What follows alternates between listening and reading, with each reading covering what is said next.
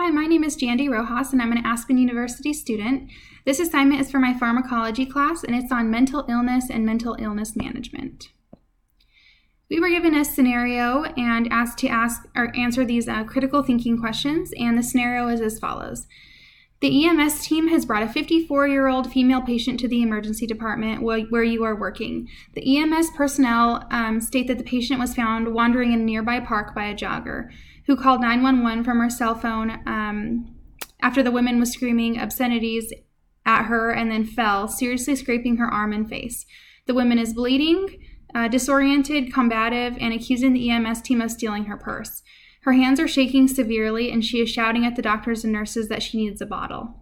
The woman's clothing is dirty, and you can smell stale body odor and urine. Based on your first impressions of the patient's actions and appearance, what do you suspect she is suffering from? Based on the first impressions, it would be assumed that the woman is suffering from a mental illness, alcoholism, or substance abuse. Because of the dirty smell and body odor, she may be in a situation of current homelessness. Her actions can potentially point to being under the influence of drugs or alcohol. Her disoriented and combative behaviors can indicate that there is some sort of violence or psychotic illness present. The presence of drugs or alcohol, along with mental illness, can produce an increased chance of violence.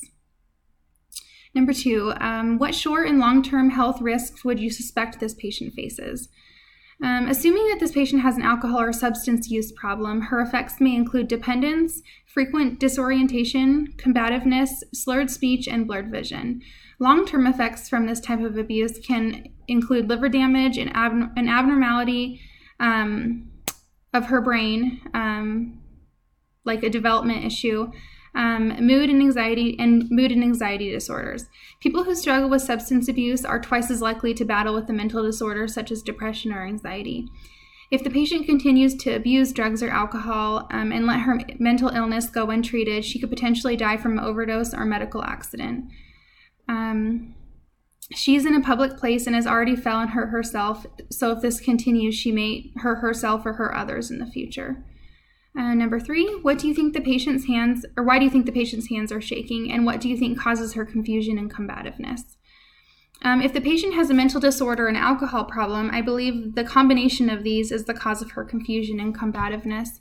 It has been shown that the drugs and alcohol make the mental illness worsen in the long run.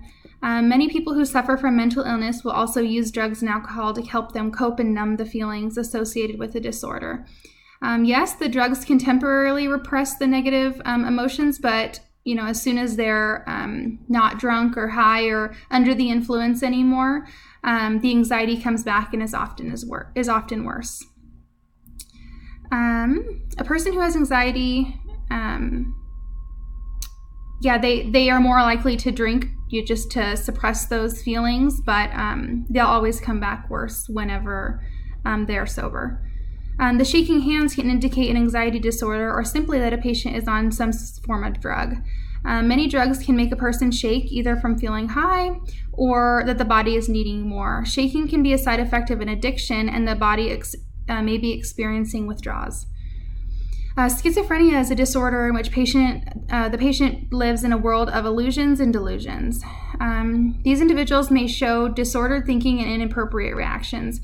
Because the female was accusing the EMS staff of stealing her purse and screaming obscenities, she may have a case of uncontrolled or undiagnosed schizophrenia. These patients experience episodes of psychosis and may never fully recover after a single episode.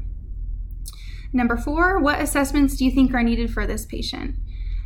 This patient's vitals would need to be assessed to see if there are any serious problems present that would need emergent attention.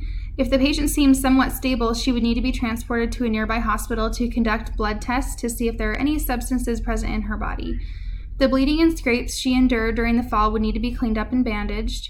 After assessing her blood work, if any substance abuse problems are discovered, the patient may be recommended a rehabilitation facility to help her overcome her addictions.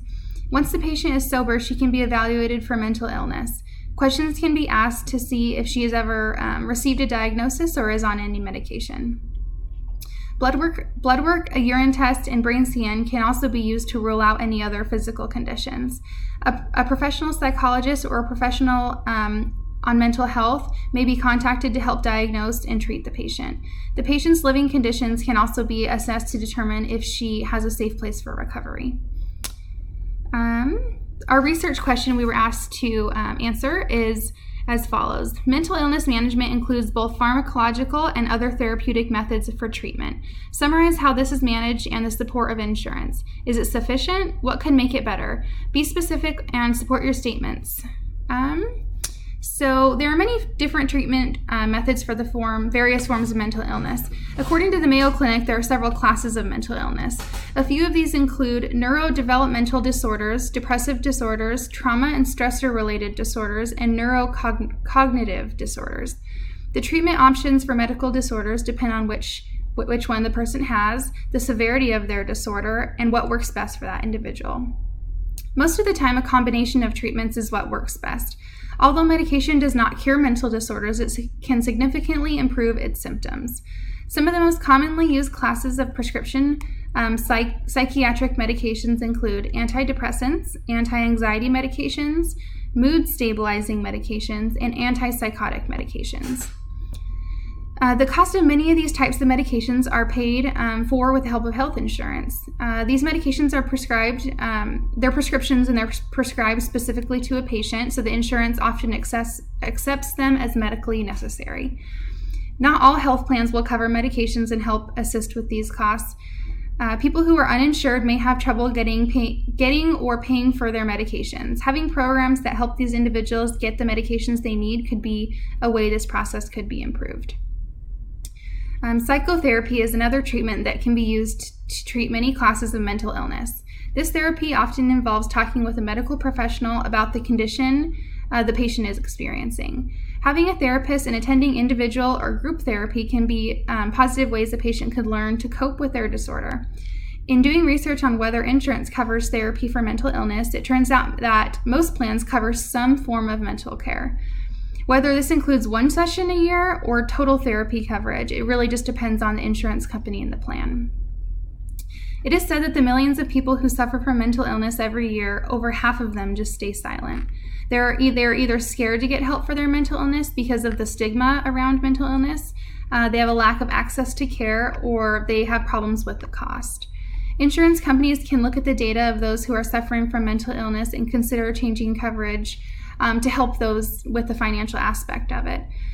There are free support groups that help many people with mental illness and other addictions that are offered, but this may not work for everyone. Having access to a medical professional who is educated about that specific mental illness is very important for a person to recover. I'd like to end with one of my favorite quotes on mental illness. Going to a counselor or therapist when you're feeling sad or overwhelmed should be as normal as going to a doctor when you have the flu. Let's end the stigma about mental health. Thank you.